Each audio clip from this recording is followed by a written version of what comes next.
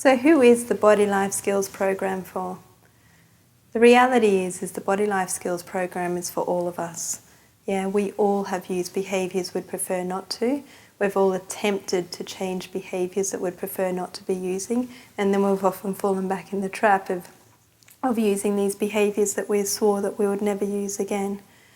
So whether it be for a child, a teenager, a young adult, an older adult, the reality is that we've all used behaviours we'd prefer not to. But sometimes those behaviours we'd prefer not to come with a label. Yeah, so some people will say to me, can the program be used with a person with ADHD? And I say, absolutely so. Yeah, with a person with an ADHD, what's given that person the label is their body. Yeah, they've used behaviours that are consistent with meeting the criteria of a diagnosis of attention deficit hyperactivity disorder.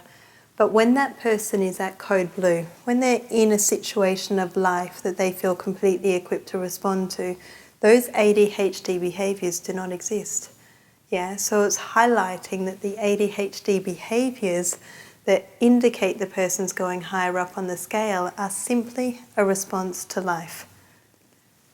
So therefore, the Body Life Skills program can be used in a way of saying, okay, let's see when those behaviours exist, what's the part of life that we can then develop the skills, and so then eventually the body gets closer and closer to blue and more consistently so.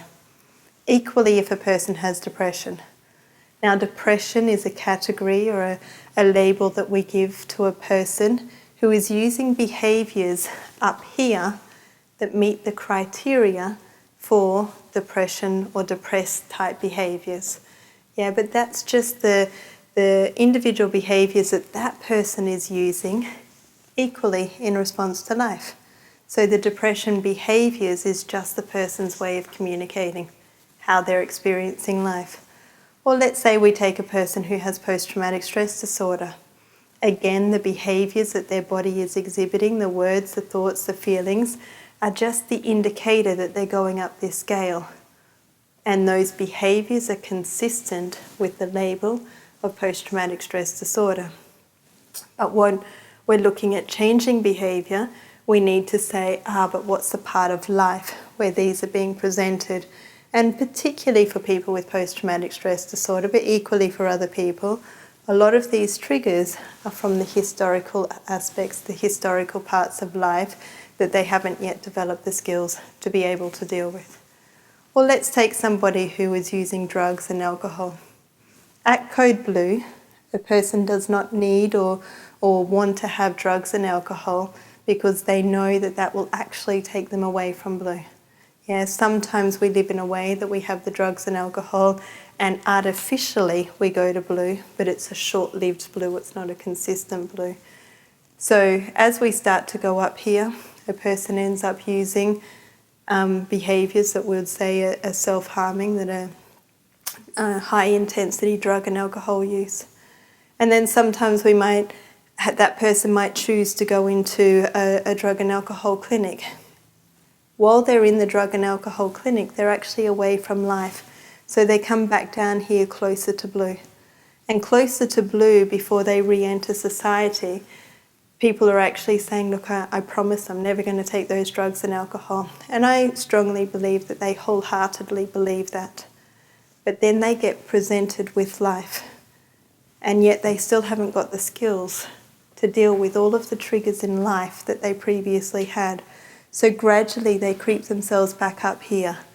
And before they know it, they're back to the patterns of what they chose to walk away from, that they swore black and blue that they would never do again. Why? Because we haven't taught the person the skills to be able to deal with that part of life. Equally is the same when people have anger issues. The anger issues are just simply that body's way of expressing when they're up here. Yeah, so again, the anger issues, the sadness behaviours, the anxiety-related behaviours, the drugs, the alcohol, the whatever it might be, all of those behaviours to me are exactly the same. So initially I made a comment to say it doesn't matter what behaviour looks like. It doesn't matter what the body's doing. It matters what the body is actually saying. And a lot of the time, as we go up, the body is just communicating, this part of life I'm struggling with. I need to develop the skills. So alcohol, drugs, anger, sadness, depression, grief, yelling, withdrawing, all of those behaviours and many, many more are just simply behaviours that we'd prefer not to be using. Must never be judged, rather understood.